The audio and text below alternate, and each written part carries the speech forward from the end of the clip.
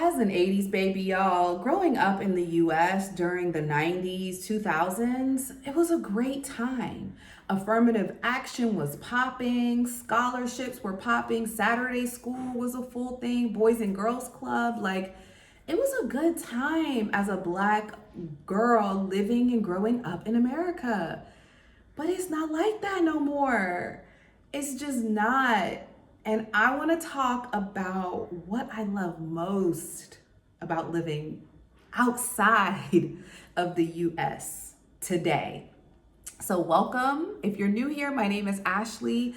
On this channel, Ashley in Africa, I talk about my experience moving, living, and doing business here on the continent of Africa. I am currently in Tanzania, the beautiful, growing, most populated city in Tanzania, Dar es Salaam. And I moved here in 2020 with my two girls from Atlanta, Georgia.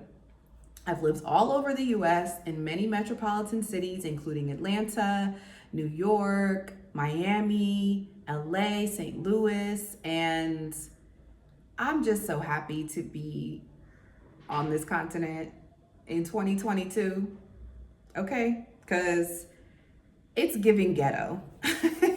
It's giving ghetto in America right now. And while I, again, am grateful to have been born in America, to have been given the opportunities of education, and the richness of that education and the government support of that education at the time when I was growing up, is just a lot going on. And in order for them to sustain that type of society, like, it's giving exactly what it's giving today.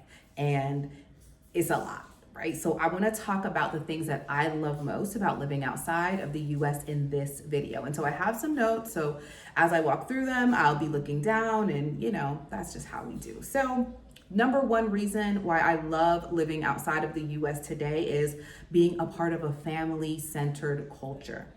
And this isn't specific to the continent of Africa or any country in the continent, but it's like all over. Like, America is known as one of the worst places to raise a family.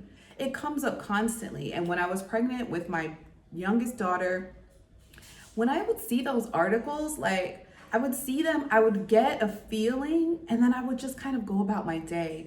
And what I know now, without being in the midst of all of this noise, feelings are it's information, right? Like, emotions, those are information. It's something that our body is telling us, like, oh, you're feeling this, like, take that information and do something with it. Don't just let it pass. And I did for so long until I didn't. And now, being in a society, in a culture where family is centered, it's centered around the family, it's such a different experience. And it's really hard to explain unless you've lived for an extended period outside of the US. You just simply won't understand. I posted a video of me and my daughters going to the hospital, and just the way that we are catered to as a family is different than a single person. Our travels from the US to Tanzania on Qatar Airways, we experience just a level of more attention and more appreciation from the staff as a family. And so being a part of a family-centered culture means that this culture values family. And when it's a very individualistic society, like, oh, me and mines, we good over here, or all I can do is worry about me and mines, we don't recognize how harmful that is to the society as a whole. And it is exactly what is happening and taking place today in the US. So it's the number one thing that I love most about being outside of the US in 2022. The number two thing, kind of going into that, is how children are acknowledged and appreciated. And so when the national anthem, the Tanzanian national anthem, they literally talk about the children as our future. I'm gonna pull that up and I'm gonna tell you what it is in 2 seconds. But it's a real thing. There are holidays here called the African Child Day In Tanzania, in the country of South Africa, Youth Day is celebrated as a day to recognize the youth that boldly and so courageously stood up against the apartheid regime. And in many other countries around the continent, I can't speak specifically because I've only resided in South Africa and Tanzania, but children are recognized as the future, as the bearers of life, as our greatest technology, as the people that are going to lead and provide and take care of us one day. They are seen as the actualization of generational wealth. And so while we're over here in America talking about, oh, I'm building generational wealth, but we are like in households without children, how does that line up? Like, it doesn't work out, right? So the Tanzania national anthem, bless Africa, bless Africa, bless us, the children of Africa, and bless us, the children of Tanzania, right? Not the men and the women, but the children, and recognizing how valuable the state, the mentality, the vision, the perspective of a child is. It shows up in the way that children are revered. It is acceptable for your child to be outside and playing with other children, and for other adults to acknowledge, comfort, and console and hold your child, whether they know you or not, because they have that much reverence and that much respect and compassion for children as a whole. And referencing a video that I posted as well about being in the hospital with my daughters, the attendant there, who knows me well, has seen me a few times, has just a great affection for my youngest daughter. And when he sees her, he picks her up, he holds her, he gifts her with things. And, you know, in America, that would be like unheard of. And I'm not gonna say that people know better nowadays than to slide up in my comments. Sorry guys, I kicked the camera. People know nowadays like not to come with the energy that I don't give out. And I know people look at it like, oh, you know, don't let this person, don't let that person, because you come from a society where pedophilia is so rampant that the concept of an adult loving and consoling a child is odd and it's awkward.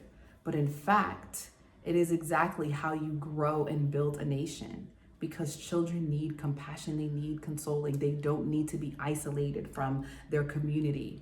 They should feel safe in their community, not just safe inside their four walls, their home. They should feel safe in their community with others, with elders, with other children, with other mothers and fathers, aunties and uncles. And that's what it means when we talk about it takes a village to raise a child. It's not just a saying, it's an actual thing. And it's something that happens here in Tanzania that I'm so grateful and I love most about living outside of America in the US. So the number 3 thing is a close second, right? But it's the concept and the fact that it is ingrained into the culture to actually have household help, in-home help. So I talk about it a lot. Y'all hear me talk about it all the time because I am so grateful. I am filled with gratitude that I have the amount of support that I have here as a single mom in the US, as a mom who is raising my children independently from my family that is back in the US, right? And so not only is it something that is ingrained in the culture and it's totally acceptable. In fact, it is expected, because women are not meant to do every single task in their household. So it's affordable as well. So it's acceptable and it is affordable. Our Dada has been with us for going on 2 years. She is so helpful. She allows me to be in my fullest, most divine feminine self. And she allows me to be a very loving and compassionate mother with my children. She teaches me compassion with my child, who is learning how to write and has written all over my walls and sofas and everything. It is her level of compassion.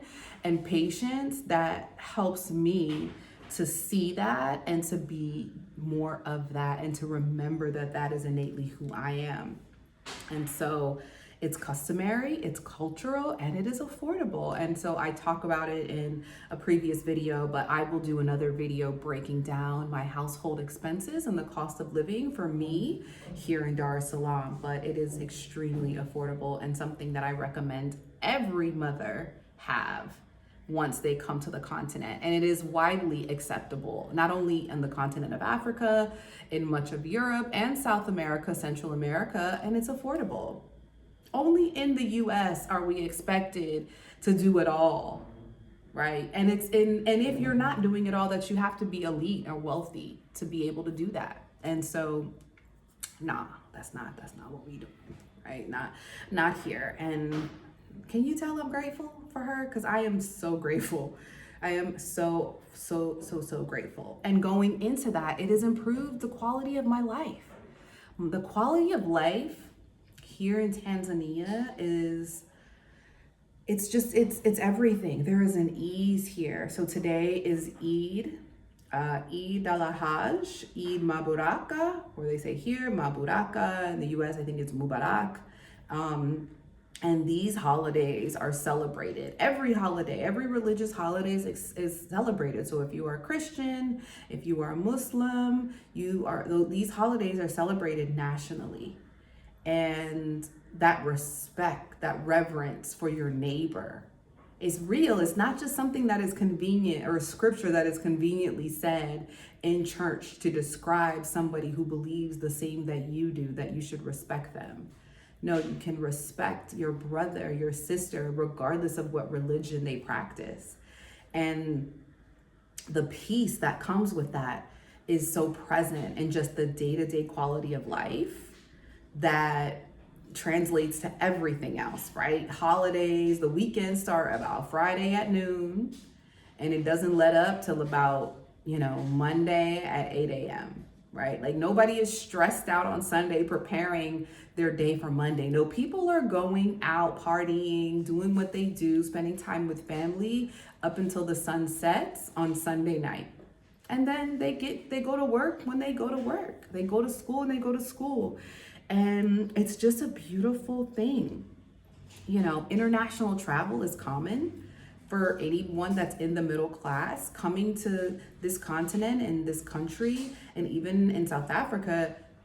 People that travel the world, like Africans travel, like they travel. And it's what I love about living outside of the US, because I felt like such an anomaly in the US as a person who traveled all over the world, right? Like these Africans have been to dozens of countries, multiple dozens, speak multiple languages, and we over here talking about, yeah, I travel. I've been to Jamaica. I've been to Mexico. Like,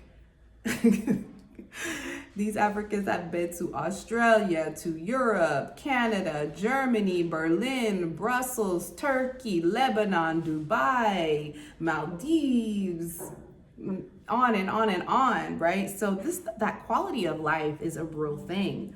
And it is what I love about living outside of the US and being in that community of people. The sixth thing for me, what I love about living outside of the US is my creativity has been reignited, right? Like I am so much of the pressure and the weight of what it has meant to be a Black woman in America, to just live in a society, because now I'm at the place where I don't feel like it is specifically a racial thing. Yes, there are things that we experience disproportionately, but it's also the way in which we put ourselves, or we absorb the content and the data that we're given. But despite all of that, just the weight of what it means to live in America today, I don't have that anymore, and I can think freely. I can, my subconscious has been restored. I can connect with my thoughts. When I have an emotion, when I have a feeling, my initial response isn't to just react. My response is to receive it and to sit in it and to process it. and to evaluate my emotion, the information that my brain is giving to my body to interpret. And that comes from not being so filled with noise and chaos that I'm just reacting. I'm hearing to respond. I'm reacting to respond. And I see it. I see it in how I share this content, and people, before they even see the video or get halfway through, they're responding and they're reacting. And I'm like, yo, your subconscious is all messed up. Like, get in alignment, but that's another conversation. My communication has improved. My boundaries have improved. I'm connecting and creating mastermind groups with people all over the world that are helping me to think bigger, to think further. It's something that we're taught so much to do. Oh, think big, dream big, you can do anything. Yeah, you can, but if you don't even have an opportunity to get throughout the day without surviving, to being so cautious of your surroundings and what's going on, and this alert is coming on, and this thing has happened in another country, and these are the policies that are being passed, and now I have to, the government is trying to police my body. I mean, how can you possibly think clearly? That level of clarity that I have today, I have been able to build multiple businesses. I have been able to shift my perspective. I have been able to create a different level of awareness for myself and my family, and a vision that I'm actually manifesting, that I am realizing in real time. And it's because I'm not living in the US in the chaotic environment that is known as America, right? So the next thing I love is, let's lighten it up a bit, is the cost of living. So, rent's going up everywhere, gas, petrol, food prices, y'all see it. You see it happening with your bank accounts. You see your pockets are getting a little tighter. And in fact, it might not stop you from shopping. Stress and overwhelm and fear is actually statistically shown to improve spending, right? It makes people buy more because there's a fear of lack. And even though things are more expensive, it's not stopping people from shopping, and thus it's creating this kind of hoarder mentality. And so the more people buy, the more demand, the more prices go up, right? So that's just like basic economics 101. And here I have noticed that the prices of certain commodities have gone up, because this is like my economic hat going on. Commodities are backed by, commodities pretty much are traded on a global level, which is backed by the reserve currency, which is the US dollar. And so when the US dollar fluctuates, when there is inflation or deflation, commodities that are traded with the backing of the reserve currency is a US dollar, they will also fluctuate. So things like petrol or oil, coffee, sugar, rice, beans, etc. There are certain foods that have gone up. But other things like vegetables and fruit, those are not commodities. The seeds, though, they can be, but those are not commodity globally traded goods, right? So we're eating an abundance of fruit and vegetables and we're good. Chicken, right? Like, that is not a global commodity, I don't think. Correct me in the comments for my economists out there. Let me know if that's wrong or right? But so our food prices have not gone up. Our rents, I haven't seen it, right? So the cost of living has just been so affordable here. And in many places that I coach other people that are looking to move outside of the US, the cost of living is just so much better. And equal that and line that up with the quality of life. When your cost is low and your quality is high, like, I'll take that. And right now the costs are high and the quality is low in the US. Like, who wants to be bothered? Not me. I'm not interested. Okay. So the next thing, I feel safe. In line with that quality of life, I feel safe. I know that there aren't a dozen people in a room and over 50% of them are carrying some type of loaded arsenal weapon. I know that. And that provides a level of ease and safety. I know that I don't have to worry about sending my children to school for fear of there being an active shooter. I don't have to worry about that. I don't have to worry about riding down the road and somebody being so upset that they pull out a loaded weapon on myself and my children. I know that I can go to the grocery store and don't have to worry about there being a mass shooting. I know that I can go to a place of cultural expression, spiritual expression, and not have to worry about my safety or the safety of my children. And that piece right there is invaluable. So I feel safe. And while it isn't the number one reason, because that is a basic human right, your safety is a basic human right. While we're so caught up in America thinking that freedom is everything, no, safety is everything. That is more important than this so-called concept of freedom that you think you have, and in actuality, you don't. The next thing, you feel it. It's that peace of mind. The peace of mind that I have knowing all of the things that I shared with you, I have a peace of mind that is just unmatched. I don't have to worry about those things that I talked about, but also I'm no longer a minority. I'm no longer underrepresented. I am in the majority. My family is in the majority. I don't have to worry about the oppression, the direct oppression of somebody who doesn't look like me. Now, do these things look differently on the continent? Is there oppression? Is there poverty? Yes, there is. But there is a peace despite all of those things that you think you may understand, but you don't, right? I am also in community with some intellectual, creative, academic minds, like critical thinkers that have a level of self-awareness that is just like, doesn't feel like it exists in the US. I just haven't experienced the level of community that I have now. And the way that people think outside of America is such a broad global perspective. And when you live inside of a society that is mentally conditioning you, you don't realize it until you're out of it. It's conditioning your thinking with media, with entertainment, with policy.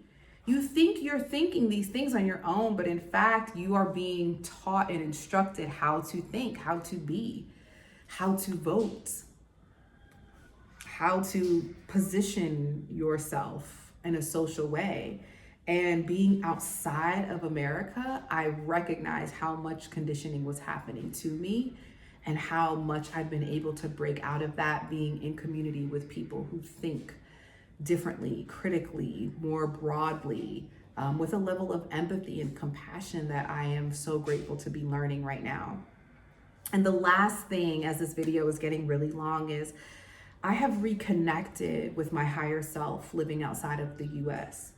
I am reconnected to my divine feminine, coming to a continent that I know was the origin of my people, being reconnected with nature, being reconnected with a simplistic way of doing life. Today, the power went out, but not for a long time, for a brief time. And just my ability to continue to go about my daily routine and my daily practices of cooking and washing the dishes and cleaning up, despite that small, inconvenience, I was able to keep moving and witnessing what it means to be in a society that equally values the woman as much as they value the man and the child. If I had another hand, it would be, but in a society that equally values the woman, the child, and the mother, the woman, the man, and the child, the mother, the father, and the child.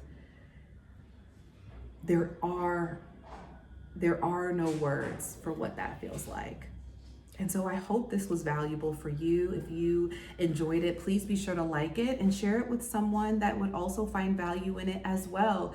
And if you have an interest in making your move abroad, expanding your business, or bringing your family, I would love to support you on that journey. You can connect with me via the links below, get on my calendar, or enroll in the Expat Expense course, which I created exactly for you to help you have the financial confidence to take action on your abroad life dreams. Until the next video, I'll see you soon.